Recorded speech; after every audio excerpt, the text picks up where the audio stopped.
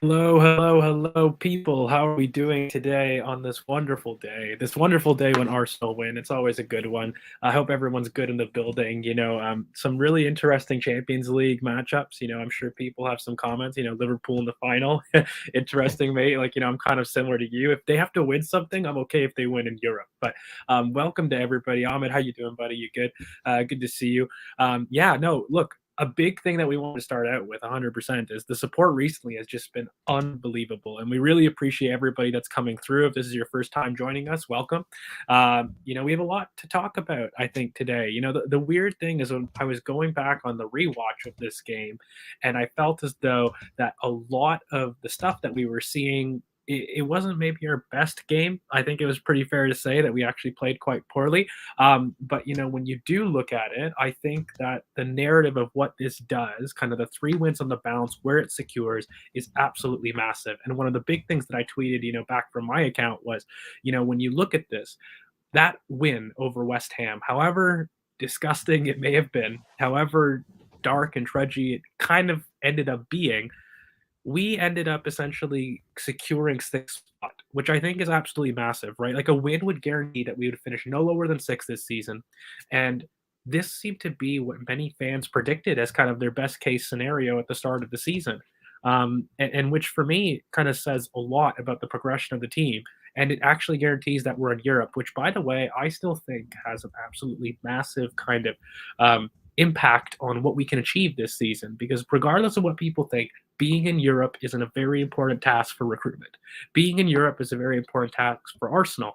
And when you combine that kind of with the amount of savings that we keep having, which I keep referencing, I think people forget, we are saving over 745K a week off the wage bill immediately without any sales. That includes Lacazette, Kolasinac, Chambers, Aubameyang, Mari. And El Neni, like these are all guys, of course, Nketiah that are now leaving. That gives you a significant budget to really go in there and start doing some big moves. And then when you start adding Europe, it just opens the plethora on what you're able to do. And we've always seen that Arsenal with Europe opens doors. I think we start to really announce ourselves to the world. So I think this was a very big landmark win for narrative, and I don't normally say that, but we'll absolutely be getting into the tactics about it. We're here to discuss it. A big thank you so much, Ziad. Thank you for joining us. We appreciate it. In terms of Blaze, big up, man. Thank you so much for joining us. And Tony, always love when you guys come over and the regular views. I really do appreciate it. And yeah, I'm sorry I had enough of Chris Sutton. I'm sorry, viewers. I had enough. I could not sit there with that man do lies, so I had to put a little 14K on the head top down there. So yeah, I chose violence. I'm appreciating it. Sorry, but it's coming. And with the Spurs derby, if you guys haven't seen Spurs previews, this is the one time I lose my head a little bit. I'm allowed to be passionate with Spurs and United. That's it. And in terms of, am I sure that El Neni and Nketiah are leaving? Actually, no. I believe that Nketiah and that situation is definitely not completed. I think El Neni leaving depends quite a bit on the decision with Lokonga and whether the team views that he's able to be a factor kind of for us next season, and whether or not he's best meant to be on loan. I think that decision is a little bit better. But maybe in terms of Aaron Hickey, we can maybe address that kind of at the back end of the pod. We'll definitely just start, kind of on West Ham, and then maybe we can do a little bit of transfer news. I think everyone's excited with that win and what it means. But Kurt, I'll go to you, mate. I've been waffling for about a couple of minutes now, but mate, how are you doing? How do you feel to finish at lowest 6th? I think that's a huge achievement. I think BoP, here we've always said that top 4 is not only a possibility, but it's a likelihood. I've not seen any content creator, by the way, say that. But what do you think of the scenario now that we can't finish any lower than 6th? Immediately, we have an improvement if you're going to be black and white about season accomplishments. We will finish 6th at worst. If we lose every game from here on out and everybody else wins, we will still finish 6th. That is guaranteed. How did you feel about that kind of win?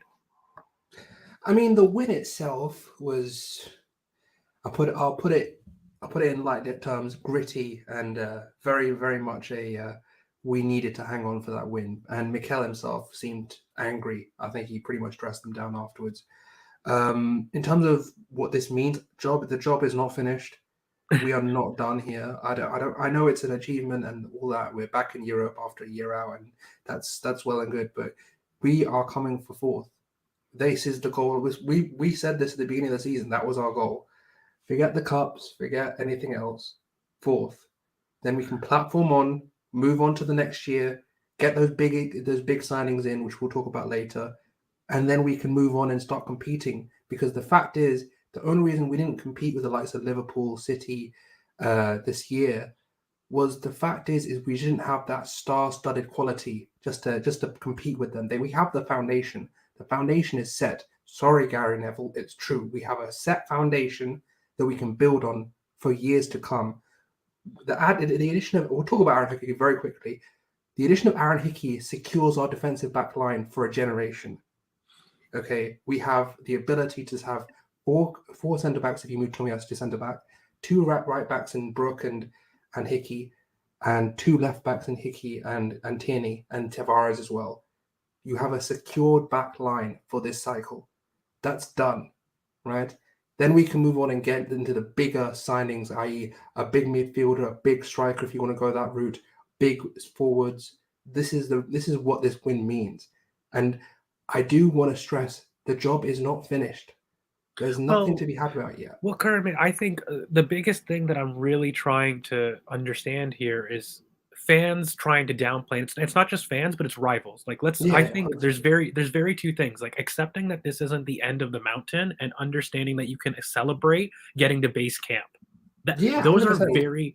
those are very different conversations. And you celebrating the fact that you've reached base camp, that you've managed to get maybe to the first summit and you're not on the top of the hill does not mean that you're finished climbing the mountain. But at the same token, that doesn't mean therefore that you can't say, wow, I'm proud of myself for getting this far. And that's really what it is, especially when maybe you didn't think that you would climb the mountain this year.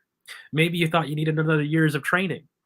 Like and by the way, that commentary was true from all rivals and from most Arsenal fans. So I think what it is all about managing expectations and fan expectations. But look, one of the lovely kind of side notes of you being good is that other people are scared of you. And if there ever was really a metric to kind of evaluate your process, in quotes, let's use that because that's the buzzword for everybody, it would be kind of the degree to which your rival fans and commentators will like to police the team's success. And of course, I had my little fun with Chris Sutton, who's a knob, but it is what it is.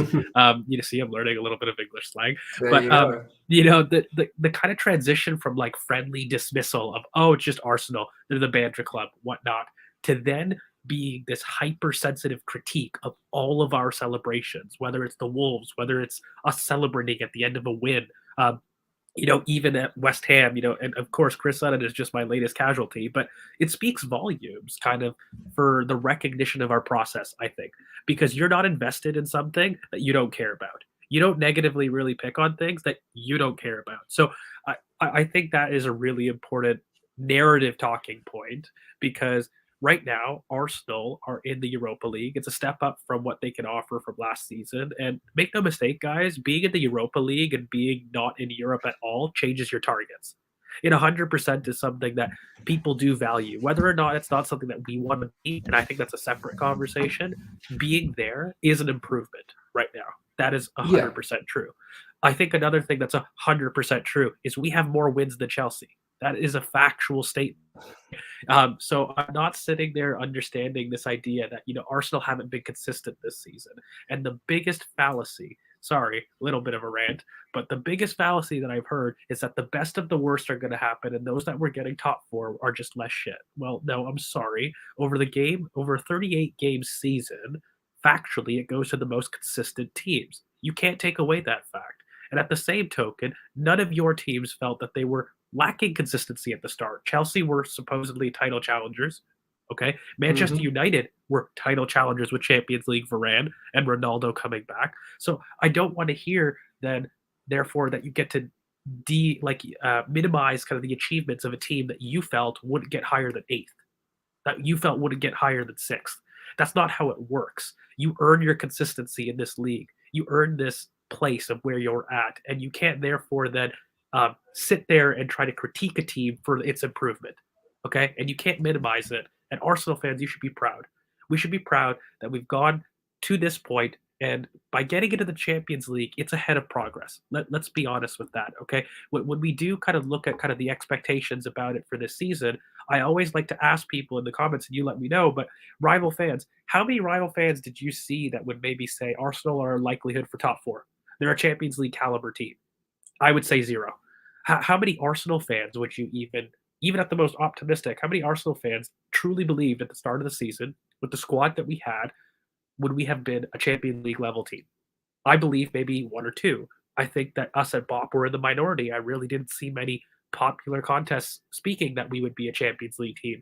And so when you look at the talent ID of the squad, and not only are we in the conversation for fourth, we're in the driving seat for fourth. I hate to break it to people. You win your next two games, Arsenal are guaranteed fourth. We sit there and we beat Leeds. We're guaranteed fourth. And so, yes, you don't over celebrate. Yes, you don't look forecast too far. But at the same token, we need to recognize that this young squad, this team that everybody kept saying was far too inconsistent to make a challenge for fourth, they're doing it. Bukayo Saka, his most productive season ever. Emil Smith Yeah. Rowe has more goals and assists than he has an entire career this season. The same goes for Martinelli. The young youth are the reason that we're where we are. They actually aren't, inconsistent. They're actually among the best in the league. And now it's not just among the best in the league, but also in the Premier League history. Emil Smith Rowe and Bukayo Saka, guys, are the first U21 pair to score over 10 Premier League goals since Rooney and Ronaldo. Guys, that's not just something that you gloss over. Like, this is a very impressive performance from this team and from these youngsters, and I just think that they deserve more credit. And the reason that we've got all this positivity out at the beginning is because we're going to be a little bit critical. We're going to have to kind of go in and analyze this game, which in isolation may not be the best thing for us to do. But I really think that you had to start with a narrative of what this win means for this young team.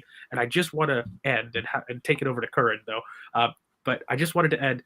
What does this win mean psychologically to beat your rivals? One of the big things that I said kind of in previous pods is I'm really quite annoyed that we made fourth a competition. I really, I'm really quite annoyed that we didn't just lay a marker and we did it. But look, we are where we are. We had some injuries. We didn't respond early to changes. We didn't go 3-2 in the back.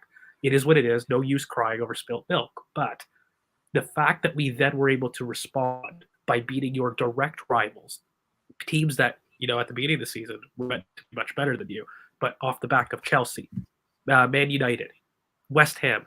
Guys, this isn't inconsistency. This isn't the best of the worst. They had their opportunity to stop Arsenal and Arsenal's progress. They totally did, but they couldn't do it. So No. therefore, I'm not then going to apologize and say that I'm sorry, I'm bad because I beat you. That logic doesn't make sense to me. So I think beating your rivals is huge for this young team. I've said it before, Bukayo Saka has looked to take in the Aubameyang mantle. And it's not so much in terms of the goals that he's provided, but the that leadership on the pitch. that leadership on the pitch and that alpha personality. So I'm really happy. I kind of wanted to go to you, Kern. What do you make of the narrative of kind of this win? And then we'll get into the tactics, because I think that's when we might be a little bit less positive in isolation. Yeah.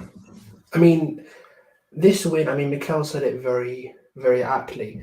You had to win ugly this game. This is a game where, by the way, CK is he's just busy today. Don't worry, he's around. He'll be fine. In terms of third, you never know now. Like, you never know about third. It's interesting. I still don't think it'll happen personally. I think that we're just too far in. But personally, I think that the we're going to get fourth for me. And in terms of what the narrative for this game means, it means that you've taken a step towards getting the next rung in your project underway, because this summer has to be the window, as you've said it many times. I've said it many times. The Alisson Van Dijk window. This has to be the window where you go big. You don't go splashing everywhere. You go for the big money signings to raise the level of this squad. We're done raising the floor. We need to raise the ceiling of the squad and really take us to a point where we are not thinking about Chelsea, we're thinking about City, and we're thinking about Liverpool. And we need to move on, because this is not a static process. This is a very much a moving process. And you have to keep moving, keep elevating up and up and up. So we want to be back where we deserve to be, which is the title, which is Champions League contenders at least, this is what we need. So I don't know. I think that there's a very much a case of we cannot rest on our laurels this summer. The minute that Champions League anthem starts playing and the comps get released, then we have to go. It's time. We need to get some proper signings in. No, absolutely. And look, we've talked about it quite a bit on this channel where this next step for this team is having that Liverpool, Allison, and Virgil van Dijk window. The idea, again, not that you have those players, but you recruit 1 to 2 elite superstars to make your team get to the next step. And I really think that when you look at it, it's why I'm such a major proponent of adding these versatile ball carrying progressors, kind of, elite over 5 yards. Of course, if you're a George Bingo, you're getting it. Dominant in duels, and we need to add them in every third of the pitch. Like you said, Kurt, the next step is increasing that technical ceiling of the team so that you can maintain your fundamental shapes. And by the way, we don't have to switch like we have done. We don't, even when you do have injuries, your technical ceiling is so high that then you don't have to change the way that your team plays in order to maximize results. That's really the big thing. That's the next step for a big team. There was a really great coach's voice by Anders Linder, the Klopp's assistant, who was phenomenal. And that whole, I would really give that video a read, by the way, the guys, counter or press listen. It was phenomenal. But Kurt, I don't know if you looked at it. The biggest lesson that he said is we didn't change how we played. Okay, No. There were some small little tweaks that we made, but we did not change how we played. And I think that's the big step that Arsenal have to take ultimately, right? We're still accounting for some, absences of key players, and we still don't have replacements for, let's say, Bukayo Saka if he were to go out. I think Emile Smith-Rowe, if he were to have a major injury, we don't quite have a replacement there. Thomas Partey. We are slowly getting there, but that's the next step of this process. And I think that is a good way to kind of transition into talking of the game, because I think the game was rough. When we do look into it, what happened to Rice? Actually, I think Rice had a phenomenal game. That was part of the reason that, we struggled in the middle of the park. But when you look at this game, Kurt, so what there was a lot of debate about what maybe a 3-2 buildup will cause, and then a 3-1. Previously, we played a 3-1. We had Thomas Partey, who basically made our build-up quite vertical and very quick. We were very quick through the lines. Thomas Partey was really good about getting Martin Odegaard the ball quickly and high up the pitch so we can release players quite quickly. Now, what is the difference by going 3-2? Essentially what happened was teams scouted us. They got smart. They put a DM, kind of like how we do off the ball. They sat somebody on Thomas. Totally. We kind of saw it, and, Palace, Brighton, they crowded the middle of the park. And so what they said is, okay, if you're going to have 2 10s high up in the middle of the pitch, we're going to block your entry to those 10s and play around us. That was the demand about adding somebody in. Now, when you go 3-2, so just adding Mohamed El-Neni and adding Granit Xhaka to come deep, what does that do to your buildup? You very simply add a man deep to help you progress. And so what you may not be able to do is fire the ball as quickly to your 10s, but what you do is you outnumber those packed in the middle. You keep the ball basically, and you do. And one of our close friends, A1, said it perfectly on Twitter. Basically, what you're doing is you're securing the ball deep but sacrificing the swift progressive nature of your 8s being high up. But the difference is that when you have 2 people in that build-up, you have the ability to control and dictate the tempo of the game because you're able to build up at your own rate. You're not forcing the tempo because you've got no time on the ball for the DM. In a 3-2, you can actually play the ball. There's just in terms of geometry. Just think of there's multiple angles. You can hit multiple angles in that build-up. In 3-1, you're all funneling into that one man.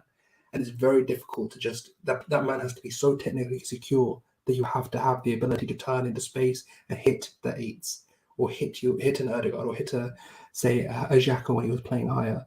And the other thing is in transition, if you lose the ball, you don't have the ability to crash as easier because your 8s are so high, they have to crash back. And that leaves your block with gaps, basically. And we saw that against Watford.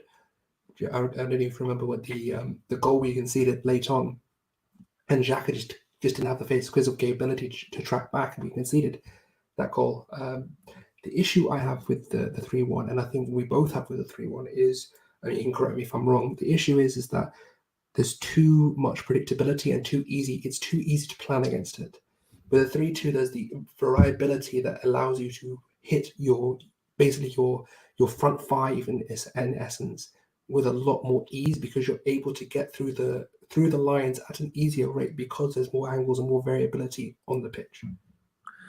Yeah, I mean, look, I think ultimately we get into these numbers really, really minutely, and we start confusing people. Ultimately, when you get in the end of the pitch, we go into this 2-3-5. That's regardless whether you play a 4-3-3 or you play a pivot. Like both systems that we've done, we end on the pitch with 5 channels in attack, and typically our 2 center backs are at the base, and then we have 3 people in the middle of the park. That's what we end up when we're in possession and we're sustaining pressure.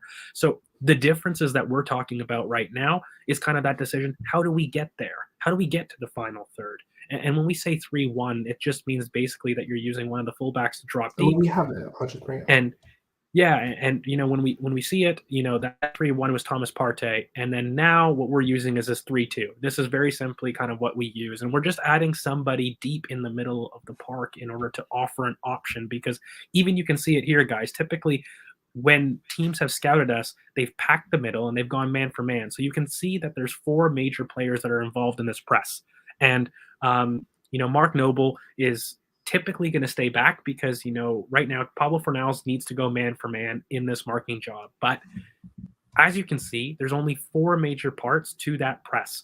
And when you add somebody in the middle of the park, you're now competing 5 versus 4. That's what we call an overload, really simply. So when you talk about it on Twitter and you start seeing people use these terms about creating an overload deep, it's simply, if you can really count the yellow shirts, there's 5. And then the other ones in that area of the pitch, I'll count Pablo Fornals in there.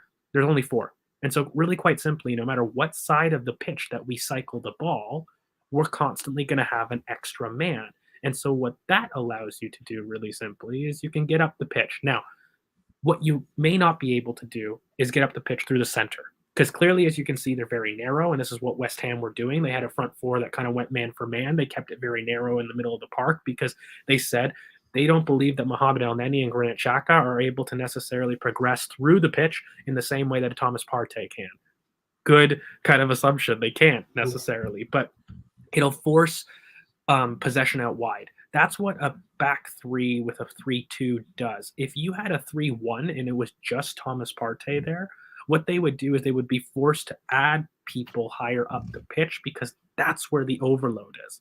Mm-hmm. So that's the key difference for people and the viewers. You know, they wouldn't have a 4-1 because they wouldn't trust, you know, with Thomas Partey being so press resistant, it makes no sense to add more people there. I'm just going to block your lanes into the 2-8s. And that's what Palace did. That's what Brighton did. And so our guys that were higher up the pitch, you know, Emile Smith-Rowe, Martin Odegaard, they weren't getting the ball because they packed the center. And so while our buildup may have been really, really quick to get there, it wasn't reaching them. And that's how you combat that buildup. Now, to combat our 3-2, you go man for man and you do kind of what West Ham did. They forced us wide and they basically asked you, are you technical enough to make your advantage count wide? Now, that is kind of a difference when you don't have Ben White. When you don't have Ben White and his ability to switch play really quickly, I think we talked, Curran, kind of on the preview, you know, that big long ball out to Saka from the left, right? Who is able to do those quick cross-field switches. That gets eliminated when you don't have a Ben White. When you have a Tomiyasu that's kind of returning from injury, I think he has that pass in his locker, but we don't see it as often. So what we struggled with deep was Mohamed El-Neni and Granit Xhaka were playing, you know, the safe options out back, but we didn't have anybody in the back line to really give you a reliable out ball wide. We couldn't spread the play as quickly because when you have people that collapse really quick, there's that famous clip of Pep when they go their distances go really, really short, and then they're still able to spread play wide. What West Ham did was they packed the center, and we didn't have reliable people to give the ball wide to spread them out. Because if you do a quick switch of play, i.e. Nuno, he wasn't able to receive. He was technically a little bit poor.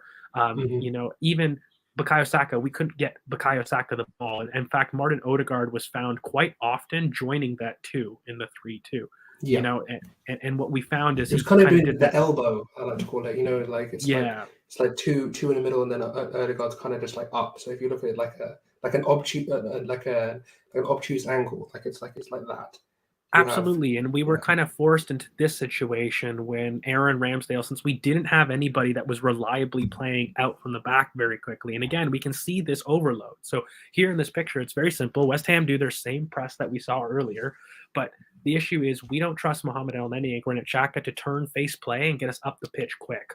And they can't really do those quick pings out wide. So we tried to use Aaron Ramsdale for simple knockdowns kind of to Eddie. That was a little bit later. But what we ended up seeing really was Eddie was coming too deep and we weren't able to stay high up the pitch because we didn't have those yeah, technicians that were receiving the ball. So that made for a very difficult first half. It made for a lot of technical errors. I think we didn't really string passes together in the same way that we could have. And lastly, what West Ham did really well to really frustrate us, and the earlier comment kind of mentioned it. Well, what was my boy Rice doing? My boy Rice was stopping the one progressor that were yeah, really, good at coming deep and releasing people quick between the lines. Martin Odegaard, along with potentially Bukayo Saka, are our two main operators in the right half space that can find people between the lines. And when you don't have Emile Smith Rowe at left wing, you're not going to have an option that comes deep to collect to feed. Martinelli is an out to in runner. He's an off the ball runner. So really, all they had to do was sit Declan Rice on Odegaard, remove the most progressive pass that he has in his locker, which is that through ball in between the center back and the full back to mhm, Martinelli. And when they removed that, they said, okay, I'll remove man to man with that, but I'll go higher up the pitch and we'll go zonal, okay, with a four kind of chasing the five.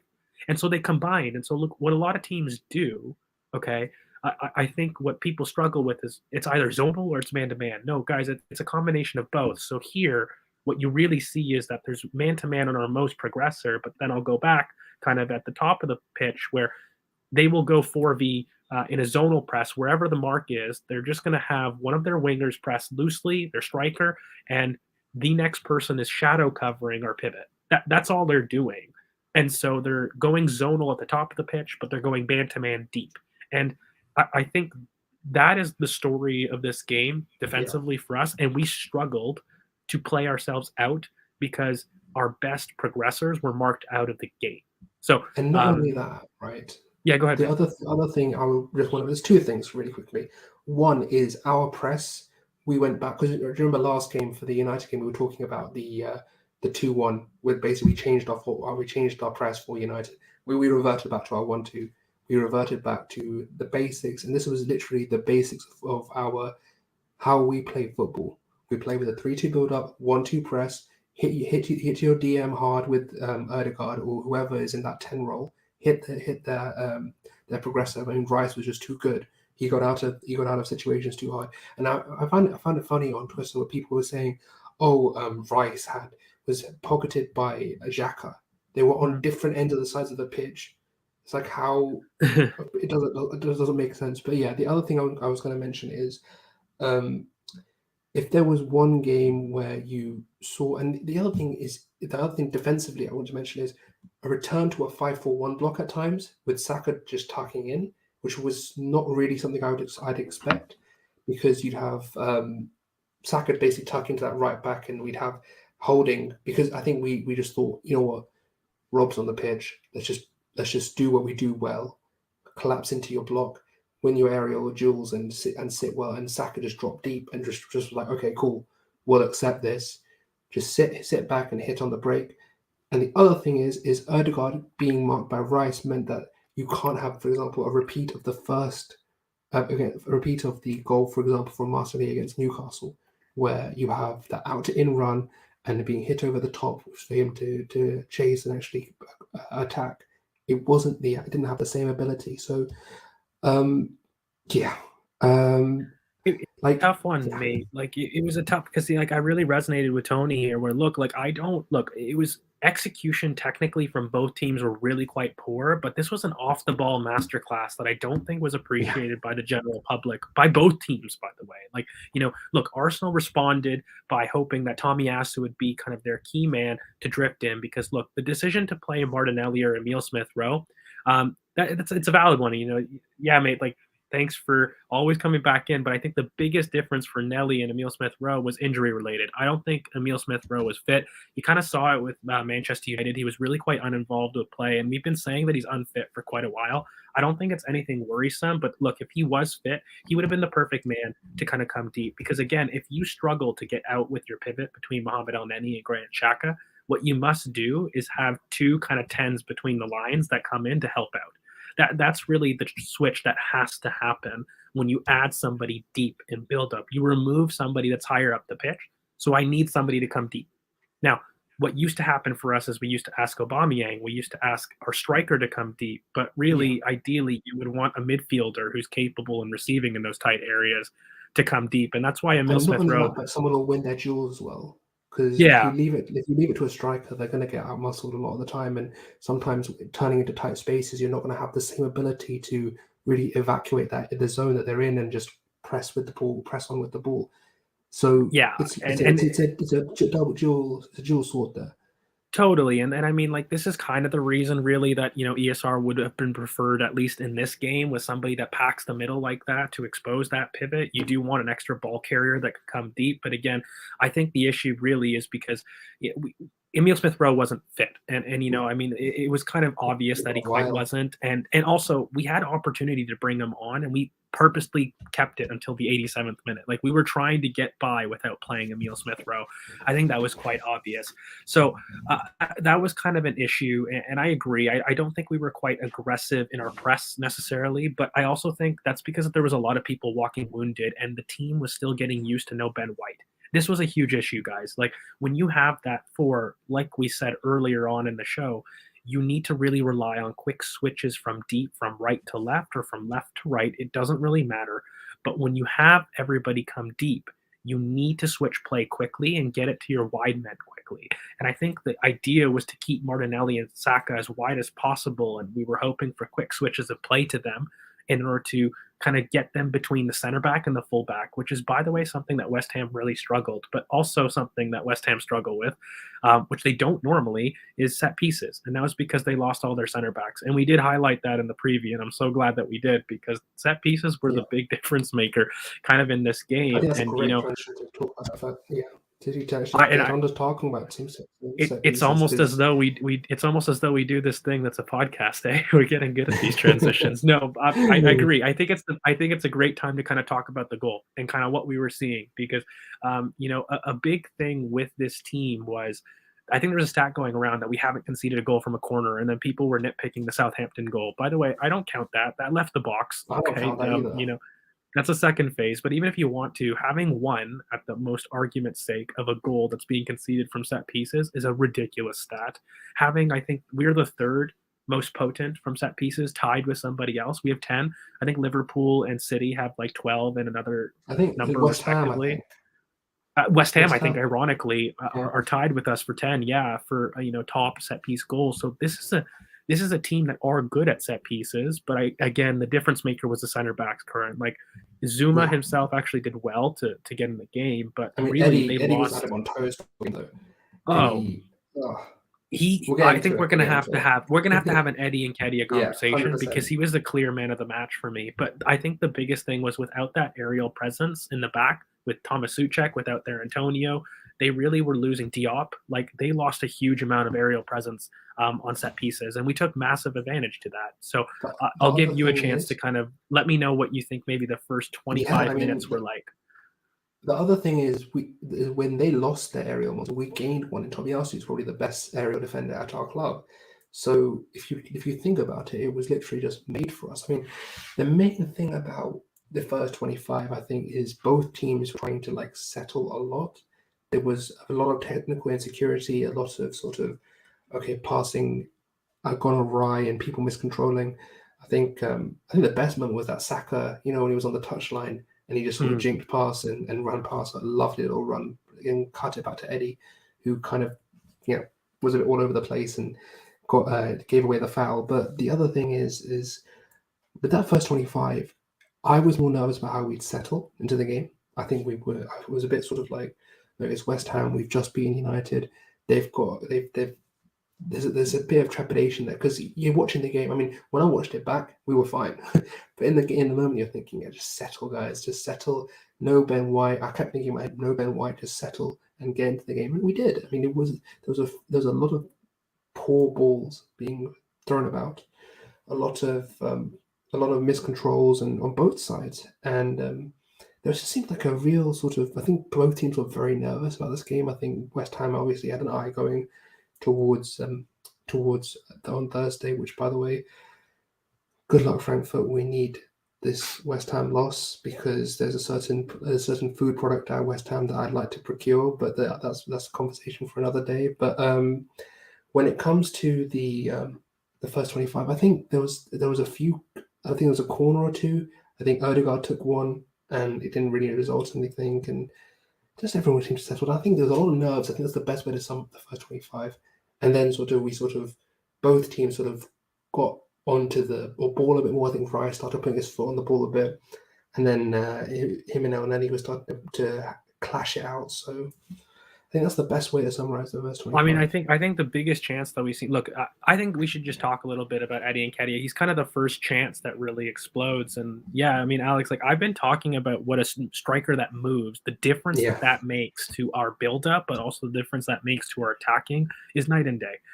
If anybody has a chance, maybe go back towards the Brighton review. That's where it was really seen in kind of full stead, because Brighton is when everybody packed the middle of the park, which is what we've been seeing in every team, by the way, so far. And every team is going to do this to us because they believe that's the only way to stop us. Now, the difference that a striker does in which he moves, there is a brilliant bit of play.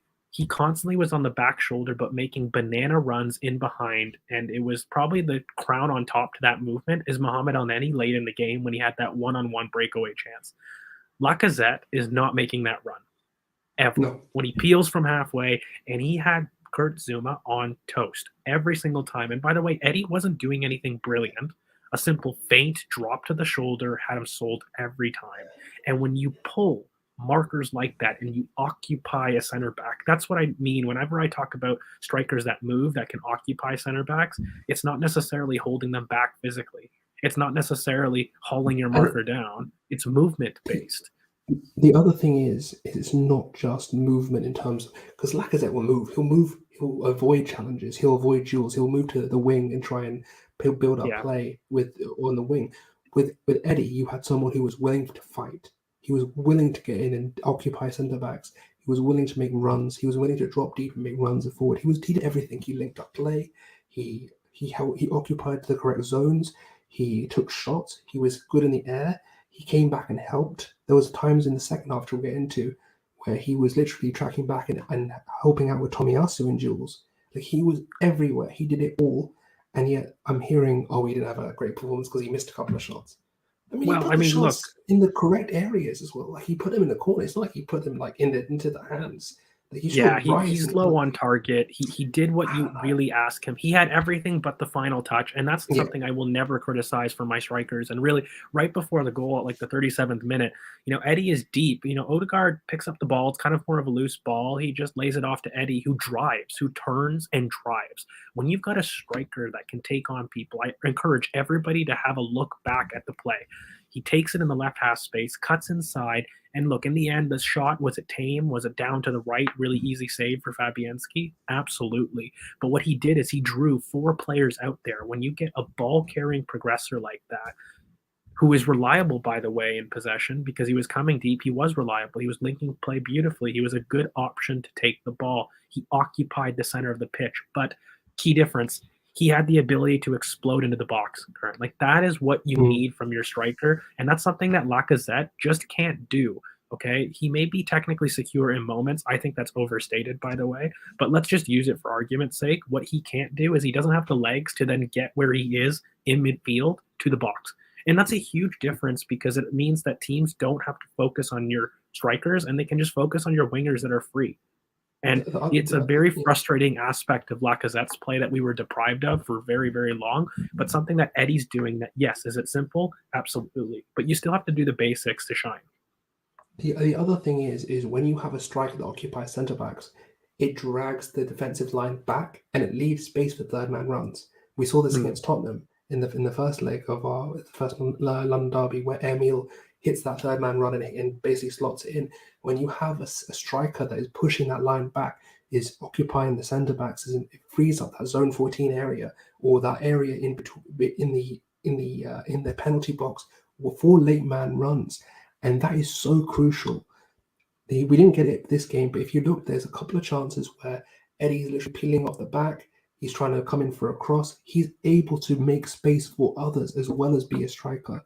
And that is so key because it allows your most potent players on the pitch at this moment in time, in Bukayo, in Emil, in Martinelli, in Erdegaard, if you want to put him there. Like, these players are able to hit those third man runs and make chances. You saw it for Man City when we played at the Emirates. Saka making that run later in the box, sweeps it in, we're 1-0 up. It's very key, and that's what Eddie offers you. I'm just convinced that he's not aesthetic, so therefore he must not be good. There's a little bit of that happening. But look, guys, let's get to the goal. Almost 40 minutes, and we haven't got to our goal. So first half, our goal comes basically in the 38th minute off a set piece. That, by the way, Bukayo Saka, underrated, phenomenal delivery. What he does is he kind of bends the ball that still has enough dip to land at the top of the key. For me, is just the sweet spot. And now if you look at our routines, we haven't talked about this, but look, everyone keeps saying Nicholas Jover, he has done amazing. He has. Guys, let's break down. Okay, I could have told you that Nicholas Jover has done really good, but what is the tactic that he keeps using, by the way? And I don't know if anyone notices it, but our biggest aerial presences are always at the top of the penalty box, and we typically have Gabriel holding, which is White or Tomiyasu, and they all focus at the penalty spot. What happens is it's a very simple routine, but it works every single time. We crash both near and back posts, which just means that one of the two kind of center backs, Threats, typically, or the aerial threats, will make a curled run in behind and curl back post. The other one will curl front post, and the one aerial presence like Tomiyasu will stay at the top of that penalty box for any kind of second balls that may happen. And what typically the first center back will do is look for a knockdown at the near post just to get it in the area in the mixer. And the center back that is peeled around back is supposed to be free to knock it in, or if the first guy can knock it in like Holding did, why not do that? And we've seen this, by the way, with Thomas Partey. We've seen this throughout the season, Gabriel being back post a little bit more often because he's just a big aerial threat.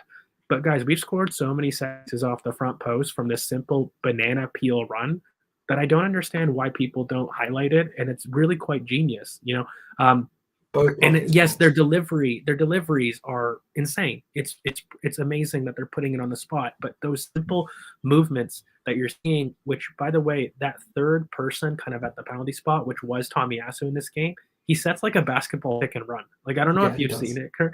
Like, it's kind of, that's the simplest thing that I can kind of explain to people. Where he puts his arms down like it is a screen. It's hilarious. Yeah, it's hilarious. I encourage everyone to like watch it back because we did it, multiple times. Very successful corner. I think the perfect example of what you're talking about, though, is both the Thomas Partey's goals, the Leicester one and the Crystal Palace one, because he peels front post, and then they leave the space, and he just heads in. Absolutely. I think that's the perfect example. So, yeah, I mean, the whole point is to have multiple runners to disrupt the block, basically, because people's eyes wander each direction. They don't know where it's coming. So that's the whole purpose. And having that delivery, I'm pretty sure because Saka wasn't this good at corners last season. I think him and Martinelli have really, like overly practiced it. They've gone to Jover's told them which zone to hit, and really focusing on that. Yeah, and I mean, like, ironically, if you guys actually like look, the man marking job by West Ham is so poor, guys. Who is on, who's on Rob Holding? It's Lanzini. If you do go back, it's the most ridiculous thing I've ever seen. Like, this is, I think, where fans maybe get annoyed because when you have a marker like that, there should be no reason that he's the person that you're going to be marking. But look, alternatively, the next couple of minutes, West Ham have a chance on a corner of themselves. And, Tomiyasu kind of misdirects a header that, gets in the box. And look, Aaron Ramsdale has to be sharp. Now, Aaron Ramsdale has got a phenomenal amount of criticism lately, which I think was a little bit overdue. I mean, look at the recency bias police coming in. But Aaron Ramsdale was quite good in this game. I think on the ball, he still struggled a little bit, but what he was doing was claiming crosses. He was excellent offset pieces, and he was really doing those early releases that we needed, things that Aaron wasn't quite doing kind of before. I think he was hesitating his decision making. I felt ever since his oblique injury, he took a little bit of a turn for the worse in form, Yeah. but that was just because he kept delaying a little bit his decision making. That was a lot better in this game. And he's really important in that save kind of just before half, where I think around the 40th minute mark, where again, Tomiyasu has a misdirected header and he's really, really sharp. And I think West Ham closed the half with really kind of important switches where Declan Rice, and again, a lot of stuff that he just doesn't do that gets noticed. Not only was he a man marking job in Martin Odegaard, but he was making these huge switches out to Kufal that was spreading the play for us, and it was giving us problems. They were actually targeting Nuno Tavares down that side, and look, Nuno struggled. We all know it. He's struggling a little bit at the moment. Mikel is kind of man-managing them. But when you do look at it, I mean, their goal, it being offside a little bit, but you know what, Alex, A like little bit, like, maybe I saw the line. Yeah. potentially it could be, and I think they were a little bit quick on that, but that ball to Kafal was on all the time. Like if it wasn't that one, they were constantly rinsing that ball in behind to kind of target Nuno. And I think Gabriel probably needs to do a little better when we do get onto the goal to meet his marker in the box. He needs to be a little bit more aggressive in that. But that switch ball from Rice to Kufal was actually something, ironically, we lacked. And so when you do play a pivot, Ben White would be able to do kind of that pass. Pretty much, Thomas exactly, Partey yeah. could do that pass. So when you're asking what did Declan Rice do, well, he off the ball, he basically killed our progression, and then on the ball, he was their biggest threat, getting the ball up the pitch quickly. And when Kufal received it, he would just throw in corners, trying to get it in behind Gabriel, because they know that Holding struggles from kind of off the ball runs. They were attempting that pass, but Gabriel was very dominant in his duels, but also kind of to end the half there, that one chance where it is kind of maybe offside, Kufal just does that same thing. He receives a big pass from Declan Rice. And again, I think Gabriel needs to be more aggressive in the box here, and he needs to anticipate a little bit more when there is a mismatch there, because look, Jared Bowen doesn't do anything surprising. Like, he's marked free, and Kufal needs time to kind of control it. I think there's a miscommunication because Gabriel Martinelli is actually closer than Gabriel. Big Gabriel is. Big Gabriel. And if I am his center back, I'm yelling at him to get goal side, okay? Because I need to stop the ball that may come in from his front post, right? Like, I mean, Kufal's going to fire it across the center of the pitch, but if it doesn't get past Nuno Tavares, I'm expecting my center back Gabriel, or if it was Holding on his side, to stop that entry ball front post. But Martinelli is closer than Gabriel, and whoever it is, what happens is either you've got Gabriel that's not anticipating, or Martinelli that's not following his run in the box, and he needs to get goal side. But as a coach, I am yelling at that. And so that's, I think, kind of the issue there. I'm not too sure if I see too much wrong. It's just a lapse in concentration and a lapse in communication for me on players that, haven't necessarily talked and had as much time on the pitch together. And I really think that they need to do better. But what did you make of that goal, 10.5? Super frustrating, by the way, because we didn't deserve. I don't think West Ham deserved the lead, by the way. I think a draw is a fair way to enter the interval, but you were like, come on, lads, just hold on a little bit more, and we can get into the half 1-0 up. But what did you make of the goal? It was sloppy for me. I think that I agree about Gabriel not being aggressive enough, which is strange for him, because usually we complain that he's too aggressive, but he wasn't aggressive enough beating his marker. Martinelli doesn't track the run, and they just cut it back, and it's a goal. In terms of this, though, from the Braid himself,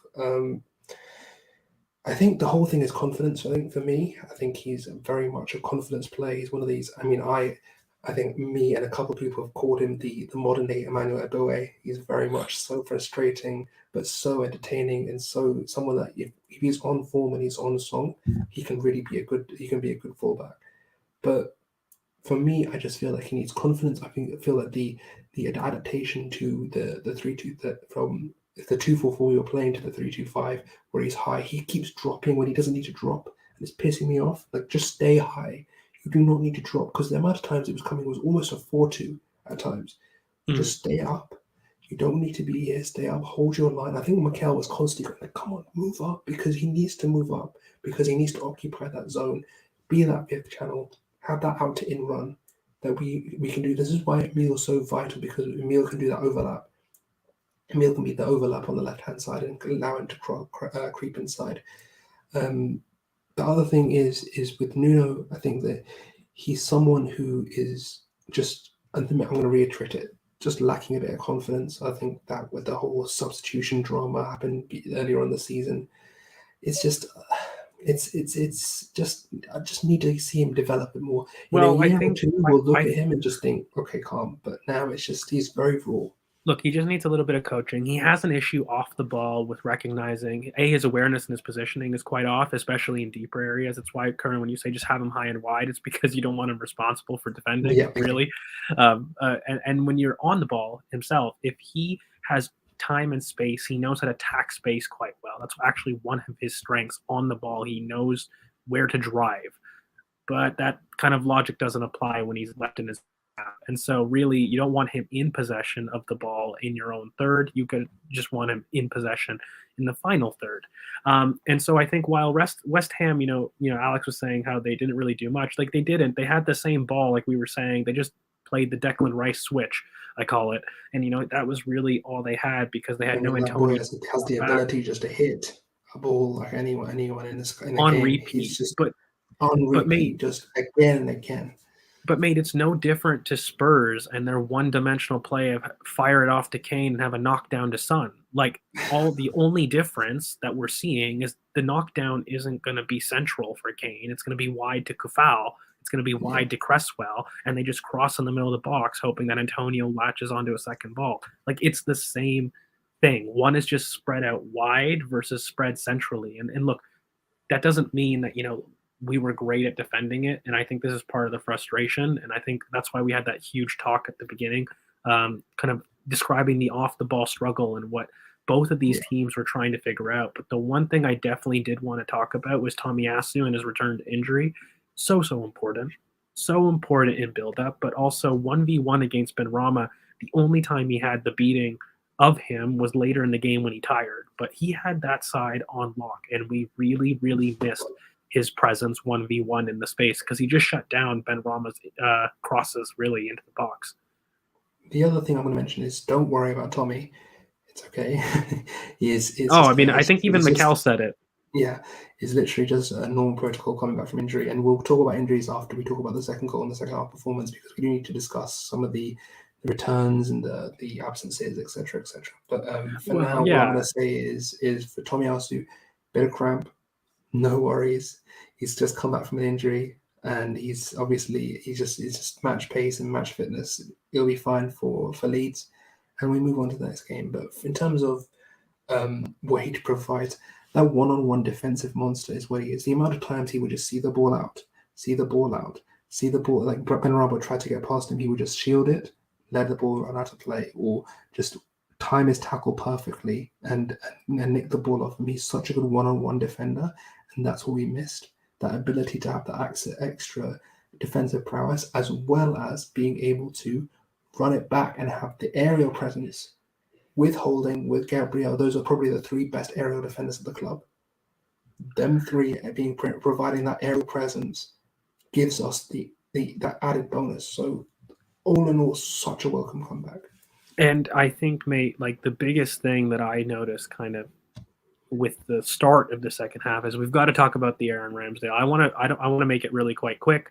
Again, for me, he doesn't touch him, so it's a non-conversation. Now, if he touches him, I think it's a red card. Yeah, and, I don't think the intent is there to hurt, but you just can't be going flying in like that. And if you don't get a touch, and you do get the man, I mean, it's quite clear that it's a red card. But if he doesn't get a touch and, Jared Bowen does simulate, I mean, the ref made a great decision. I was really impressed that, finally we've got refs starting to make a little bit of good decisions. He didn't Mike fall Dean as for well. it. Mike Dean. Oh, my God. Mate, yeah.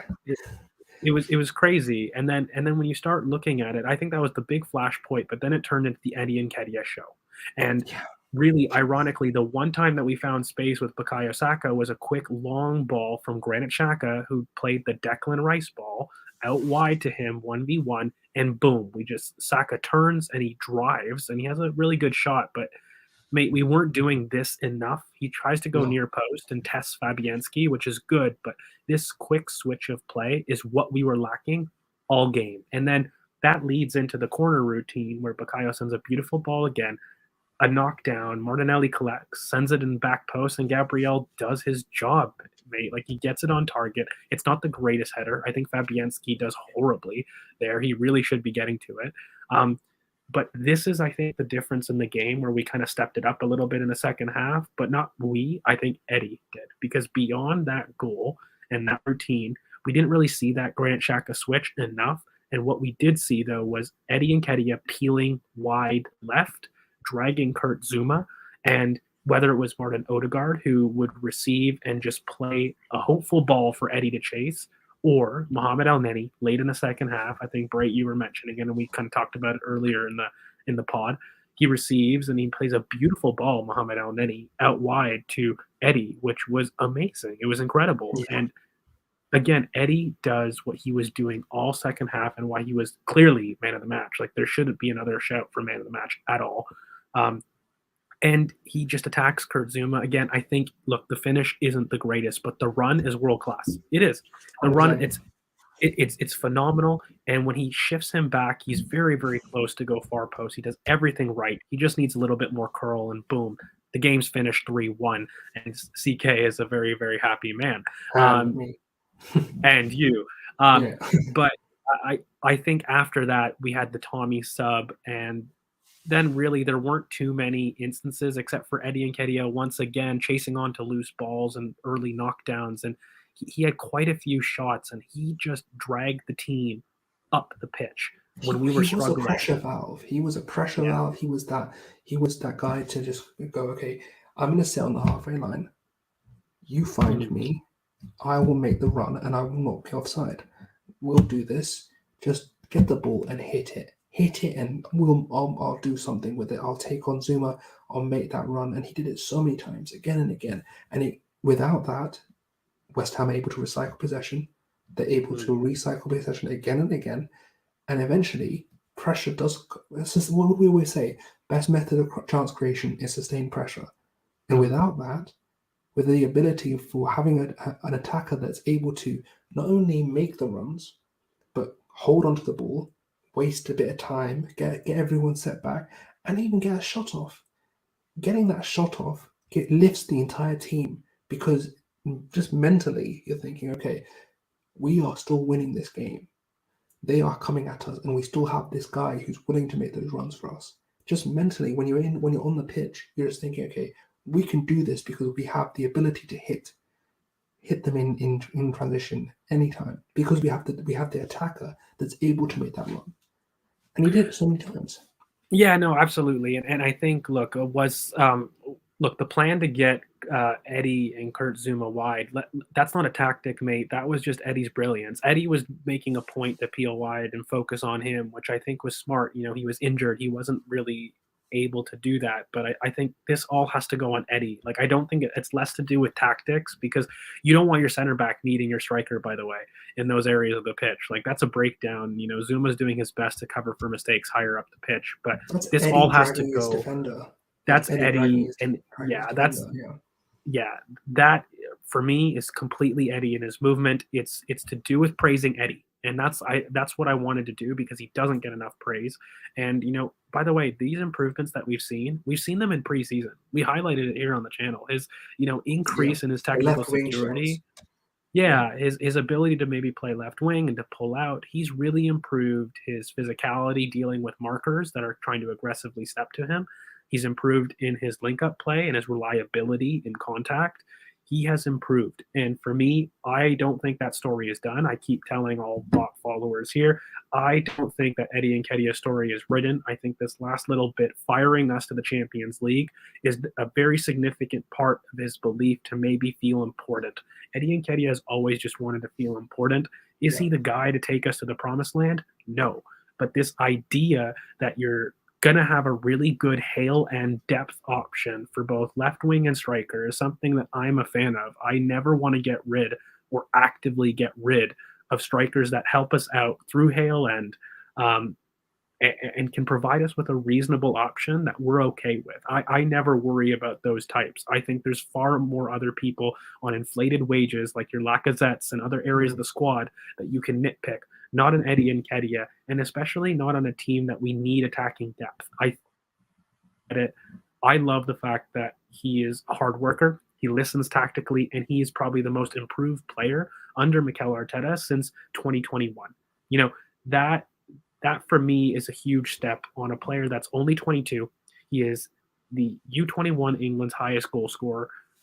I think that Eddie is something that we would probably look at, maybe Gabriel Jesus when you're looking at it. It's basically Eddie in profile that's probably a little bit more efficient, but doesn't carry the same physicality, by the way.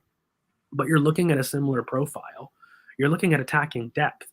And so for me, I actually think both players renew at their respective clubs when you're really forecasting it. I really think that Eddie's going to re-sign a deal. I don't think it's reactionary personally, mate, at all.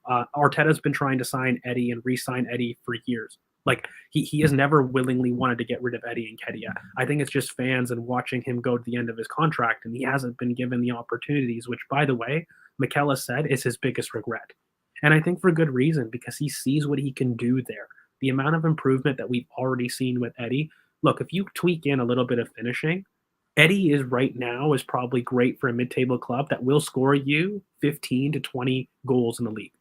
For a Brighton, for a Southampton, a Palace, that is the asset that you have right now as a starting striker, that is. Now, if he stays for depth, I think he provides quality depth. He allows us to blood in Balogun for another year, by the way, in the championship. He lets us update kind of the development of the squad a little bit. And then we don't have to recruit two strikers. I think in here we can just focus really on one big striker to come in, and it just saves a lot of work that we have to do this summer. So for me, it's a big yes to keep Eddie Nketiah. I've always felt that Eddie Nketiah should be staying. I was really annoyed that he was potentially going, but again, I think Sammy Mockbull put a little bit of a link in the back where Arteta's going to try again, and why wouldn't he? I think that Mikel wants Eddie Nketiah type in the squad. Which I agree with. I mean, he's an asset. He's showing he's an asset, and he's doing things that are important, by the way, with rivals. His introduction to the team aren't against slouches. His big performances, by the way, came against Chelsea, against Man United, and then now against West Ham. So for me, it's a big yes. How about you, Karan? Are you a fan? I'm a fan, but the issue for me is twofold. One, can we convince him? And two, I just feel like there's more from Eddie than we can provide him, if that makes sense. I feel that there's more in he's 22 years old. This next deal, this next move for him has to be one where he elevates to the next level. He needs to be starting games. He needs to play games. And the one thing that is moving me is what you said about going for one striker. Because if we're going for one, and we forget the Jesus, we forget the Gakpo, etc., we go for one striker, that changes everything, because then we can go for the Osimhen, for the big one. We can go for an Osimhen. But that's what I think it means, mate. Like, if you're telling me your decision is getting Gabriel Jesus and a Dominic Calvert-Lewin or an Ivan Toney versus an Osimhen, we move the needle far more with an Osimhen. Like, the entire point of this window is to do a Virgil van Dijk, Alisson type improvement. Listen to the thing, though. Will Eddie sign a new deal knowing he's not starting centre forward? I believe all he wanted was not starting. I think that's overblown. All he wanted was to feel important. You have to remember, Curran, he wasn't starting a game. It wasn't that he was not getting 1 or 2 minutes. He wasn't starting after Alba left, man. He wasn't starting a single game, and all he did was wanted to feel. Yeah, all he did was wanting to feel important. And again, for me, when you look at ceiling, I've talked about this in group chats and other people like on Red. He is a Jermaine Defoe. He is not somebody that's going to get you massive amounts of goal for a top six that you're going to be there. He's your Champions League Plan A striker. But what he is a goal getter. He will get you 15 to 20 guaranteed Prem goals a season if he's starting. If he's a bench player, he will get you 10 to 15 goals, Premier League goals a season. He simply will. He is a great profile to have in the squad. And in terms of how much can you improve with his game, I think the sky is the limit for him personally. He can really work on his aerial ability in the box, which I think is less underused. I think he's improved. And one of Mikel's best best coaching attributes, by the way. He's Yes. so good at teaching people how to attack in the air. Look at Yeah. our improvements on set pieces. I know that's Yeah. on Yover as well, but we have recruited a back line that focuses on aerial ability. If there's one Yeah. coach in this league that you want to coach, put someone in the air, it's Nketiah. So Yeah. aerially for sure, I think his Yeah. finishing is good, and he's shown at the under 21 level that he's a very good finisher. But on the big stage on the Premier League, he can improve. I think that his ability to be consistent needs to improve as well, because this has been a very short sample size. We need to see this for 10 games, for 15 games, for 20 games. So there's a lot of improvement that's available to happen. And if you want to take that next step and he wants to do it here, I'm all for it. But the issue is will he be Yeah. able to convince him, and will he have the development required to be that Gabriel Jesus for us? Because I would love to see another Highlander with the talent like Eddie Nketiah as our Jesus option. Well, once again, and I mean, again, remember, I've said this with, him being a starting striker for Brighton, let's say.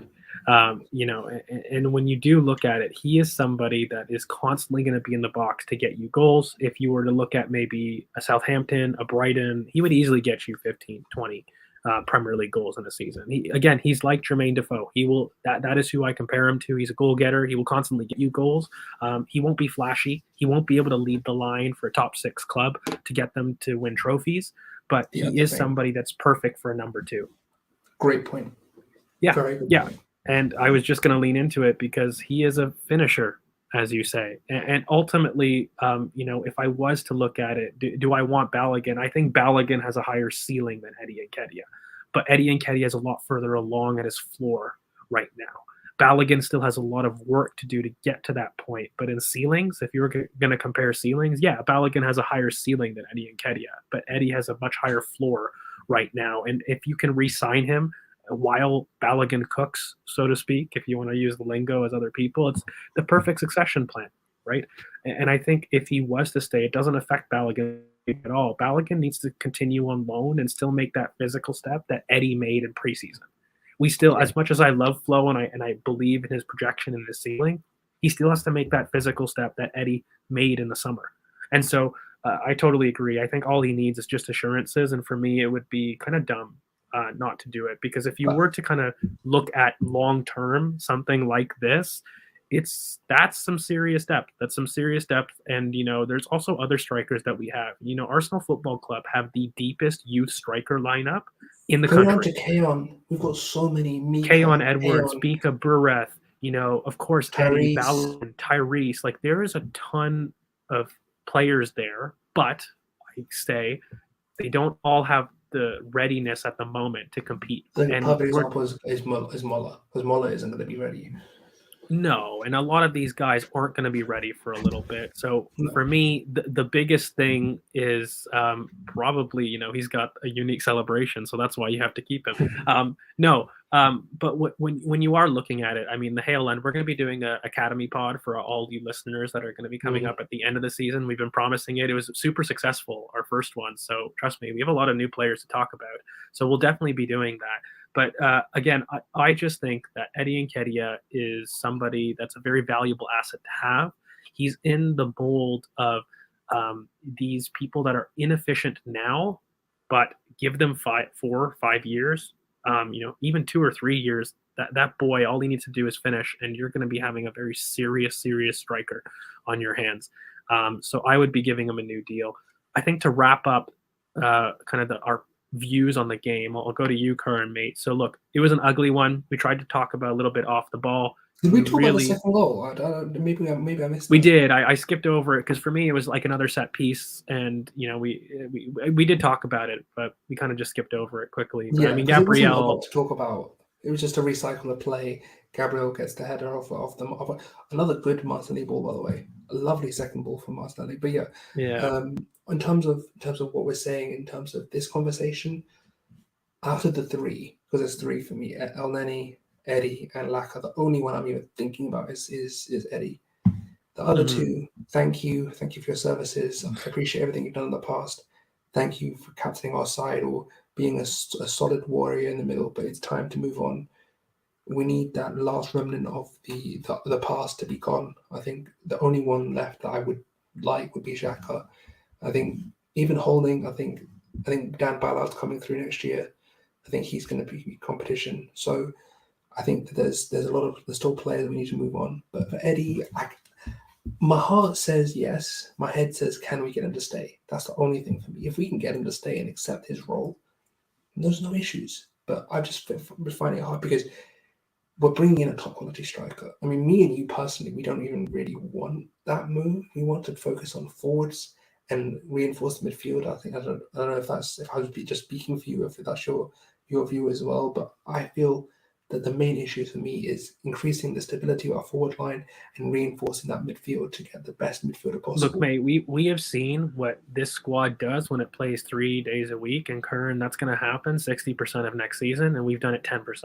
What has happened in each of those times that we've had to play 3 games a week, and how have we played? Like, we've gotten over in the results, and so there will be games. I even if you buy a superstar striker, they're not playing 50 games a season, right? You need somebody that can play with you 15 to 20 games a season and contribute at least 10 to 12 Premier League goals. That's what you look up for in a backup, okay? And for me, that's a beautiful role for Eddie Nketiah, who, by the way, with the allure of Champions League football, which is where he's going to play in a lot of the group stage games, he's going to play in the Carabao Cup games and the FA Cup games. There's at least 20 games there occurring for him. So I'm not worried about game time. He just wants assurances, and I think he will get it.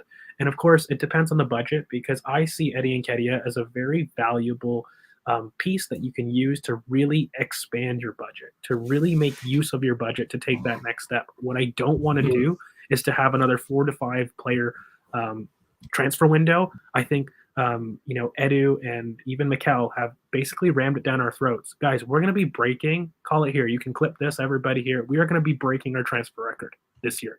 Guaranteed. If we get Champions League football, of course. I really think that we're going to be breaking our record. They want to give Mikel his project, his narrative spin. And I don't think that we're keeping a lot of players that we have right now. We're going to take a big step, but really we are going to go kind of the Liverpool model, in my opinion, and maybe not so much their profiles, but kind of their transfer feeling, where you're going to do 1 or 2 more. So why would you waste your transfer budget and your ability to get the top elite tier by buying somebody who maybe has a slightly better floor and slightly different attributes, but doesn't affect the outcome? Who you're buying, say at a Gabriel Jesus, for me, he's depth at the end of the day. It's depth. It's not a starting level raiser. It's a depth raiser. It's but not a starting level signing that we said that we would say for this window. For me, in terms of striker, I think we both have the same man in mind in Victor Osimhen. I think that he is someone that I would personally break the bank for. I think some people have said about his injury issues. He's had one surgery on his face, and he's had a dislocated shoulder. No, he doesn't have any. He doesn't have any injury issues. It's rubbish. Just because he has a mask doesn't mean he's got injury issues. Do better, people. There's a lot of things that I think he brings. I remember someone saying earlier about his link-up play.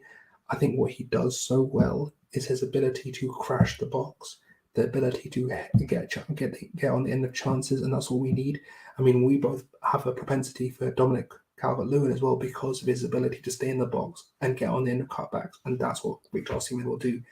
And he'll be just as good in terms of running the channels, in terms of being that link-up forward that we want. So my thing is, he is the top echelon, the cream of the crop type striker that we need right now. Yeah, and look, guys, we've got so many comments coming in, and we really, I'm just going to take this time. Thank you so much for you guys tuning in. Of course, if this is your first time, thank you so much for joining us. Welcome to the channel.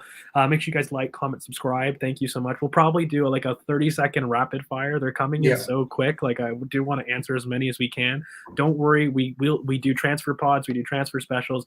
We're going to have all of these scenarios, everything that you would like. We're going to give it to you kind of in spaces. So don't worry. You'll have a chance to kind of interact and do this. But in terms of will we spend more than last year, again, I operate under the assumption that with Champions League, you add 30 million pounds at minimum to your transfer budget. So we spent about 140 million pounds last year. I think 170 is your budget if you get Champions League. Now, maybe the Chronox add you a little bit more, but that's the minimum that I make a lot of my stuff on because it's the revenue that you get from a Champions League. So that's the minimum of more that you would get. The who, you always do this to piss me off. I know you do this to piss me off. The who is this? Who is funding it? I don't know. So, It's so, the it's so, Cronkies. the Gronky. Yeah, Curran hates when I talk with my Canadian accent. So I think, I don't think Laka is going to go. And in terms of improving the squad, I think when you improve that level stack, that's the first goal. Well, you think Again, about guys, we're Laka's not going to leaving? finish everything at this season. And again, I accept that this summer we're not going to finish everything. My goal is to finish the starting 11. The following year, I'm finishing depth. And I have that within mind because I want to maximize the money that we're using to really get those level raisers to secure ourselves in the top 4. And then I use the following summer to really get in on title contention, which is more depth signings. You said a lot of stuff. Did you just say Lacazette is staying? No, I said he isn't staying. Thank God. Just No. almost killed me. In terms of our front 4, assuming all, I don't agree, mate. Like I think that we're getting more attackers. I think that's the big thing. One of the benefits is we haven't seen a Mikel Arteta attacking signing. We will. So it's really exciting. The funny to see thing that. is the first link that is coming out that's concrete is for a left back, which I find hilarious. I mean, Hickey, I will talk about him. I'm going to be doing my thread on him soon. I'm sure you'll talk about him yourself. An ambipedal left back that can receive the ball into his feet and position himself perfectly. We were talking about it last night. His body positioning is so good that he allows him to burst into space, and his ability to be in duels, to be a goal threat, to be able to overlap on that left hand side, as well as maybe even fill in for that right back, basically shifting Tomiyasu to more of a centre back than a right back. It allows us to just open up and be even more. I will say again, it really solidifies our back line for this cycle. I think that would be one of the most pivotal signings because it would just sort of solidify what we have in the back line because of Brook coming through and the amount of depth we have. Yeah, no, absolutely. And I think opinions on signing Tammy, I like Tammy and his potential. You know, me and Kern had some late night talks about Tammy Abraham. I think there's a lot there with Tammy, but he is a little bit more of a project. And I don't know if going up to the 70 million pound mark is something that I'm willing to spend on him. But in terms of Diaby or Gakpo, I think Diaby has a much higher ceiling than Gakpo at the end of the day, but I think they're different wingers. Yeah, they're both good players in their own right. Like, I mean, Gakpo is a lot more, again, some people might project him to be long stride, 6'2", rangy, who's also somebody that likes to come inside quite a bit, but I think Gakpo is still he's a little bit shorter in his development as opposed to Diaby, who's a lot more farther along. And Diaby's a little bit more of a right winger. He's best for me as an outlet right winger to let free. I don't like him too much at left wing. I actually prefer him on the right. So I think they're a little bit of different players personally. I think Gakpo, ironically, despite his size, is somebody that likes to come inside a little bit more. Whereas Diaby is a little bit more of a touchline right winger for me that you just make out to in runs and expose that kind of big pace. I guess really quickly, how would I rate White's season? Well, guys, if you are new to the channel, mate, like we had a very big prediction. Shall I put it in the description? Yeah, we'll put it in the description of what I think. I thought Ben White would absolutely not only break value for money in the future, but this season. And I think he absolutely is a 50 million pound center back. And he's proven it, in my opinion, with his performances.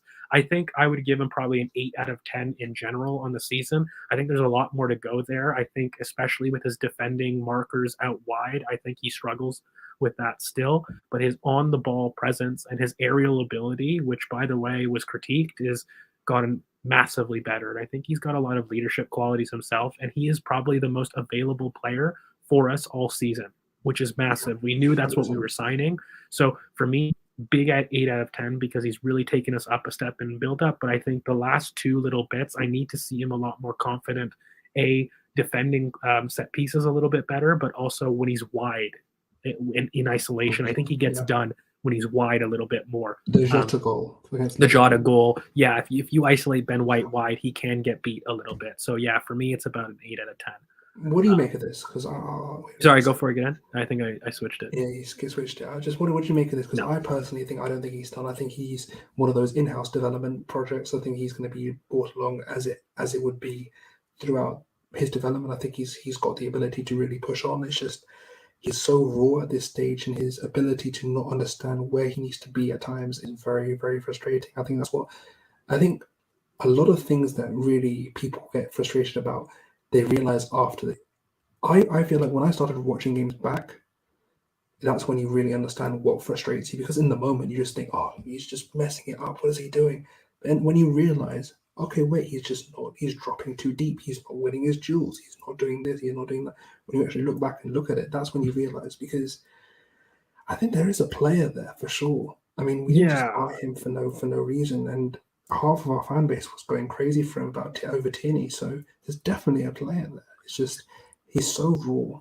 No, totally. And mate, just to answer this content, I think we kind of went over the 30 seconds. We appreciate, guys. They're just coming in so quick and fast. We're going to be doing a transfer special. Don't worry. Like, and in terms of keeping players, we're going to do who should go out, who should come in. We'll give you all of our targets and all of our favorites before the transfer We'll window get the kind of spreadsheets sparks out. up. Don't worry. We'll get out the Excel spreadsheets as robots promise. And I think in terms of a call-in show, absolutely, that's what we do here. So we'll end up doing a BoP Spaces that you guys seem to love, and we'll talk transfers. Don't worry.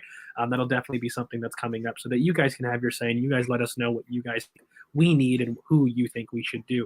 I think we're just going to have to unfortunately wrap it up. And really quickly, Aaron Hickey, this is a player that I think we're all a fan of here on BoP, but admittedly, we need to watch a little bit more games. I have to be honest, I don't watch Bologna very regularly, and I have to focus on him. But really quickly, Tommy, but not this season, not that much. Yeah, and really quickly for him, what he's really, really smart at is people have talked about his ambidextrous kind of nature, but it's really his body position. The way that he positions himself to receive the ball is phenomenal. That's why he's able to play the ball with both feet so effectively.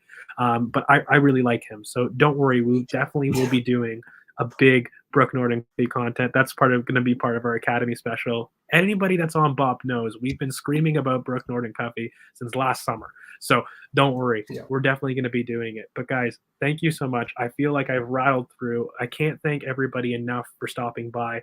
The explosion kind of in the subscribers and really the interactions has been really, really humbling. And everybody here at BoP, we're so happy. And thank you for really coming in and joining us in this journey. Make sure you guys like, comment, subscribe. You hit the bell for notifications so that you do know that when we do upload. And of course, if you do like the content and you do think that you'd like a little bit more, there's a membership that you can click with a little bit of the join button that's just beside that subscriber button itself. So I'll hand it over to current mate. You want to shout out your socials and then give a big thank you. Shout out everyone's socials. So you can find me at current BoP. You can find him, the robot himself, at GeorgeV_ in this AFC. You've got CK Football, who, don't worry, is fine. He's going to be back. He's just a bit busy at the moment. And there's also the One Willow. He's going to be back as well. Don't worry. We're all here. We're all fine. It's just bits and pieces of life getting in the way at times. So let's just see. Let's see how we do the rest of the season. We'll be back for the Leeds preview yet again. It feels like these games are coming so thick and fast right now. A quick shout out just to every single one of you, because every one of you have contributed in some way. Some people leave comments, some people leave likes, some people leave just interacting and saying hey on Twitter. So it's been really great. So thanks so much, and see you later. Yeah, and you know what, guys, just really quick, just to remind everybody of the predictions, a big congratulations to Mr. Willow himself. Again, he'll be coming back on soon. He just couldn't make it today. But yeah, big one, mate. You've got the 2-1, and a reminder of kind of our prediction table that it is getting hot at the top, and your boy still sits at the top like he has all season. We won't change that. But a big, Willow's catching up. He kind of came a little bit late, but he's catching up. And I think at the end of the day, I'm really happy for the boys, really happy for the channel, and thank you so much. The plan kind of for the rest of the week, at least for us, is we're going to hopefully try to get you guys out a match day vlog from Chris if he has some time with his exams. But otherwise, we're going to have a preview to kind of catch up the Leeds game probably on Friday, roughly around 8 p.m. So we hope that we will see all of you guys there. And we do have kind of those match day vlogs coming up this week or next week for people. So thank you so much, everybody. This is where I'll probably leave you, and we'll see you guys on Friday, probably for 8 p.m. UK for that Leeds preview. All right. Thanks, everybody. Have a good one.